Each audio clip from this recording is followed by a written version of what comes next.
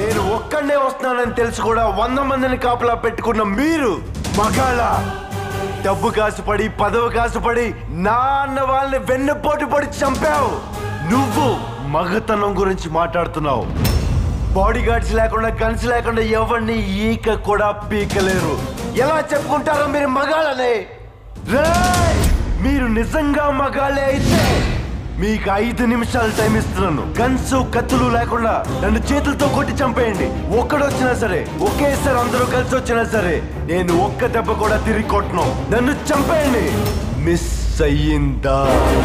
6వ నిమిషం నుంచి నేను కొట్టడం మొదలెడతా. ఒక్కొక్కడిని ఒకే దెబ్బకి చంపేస్తా. రెండో దెబ్బ ఉండదు.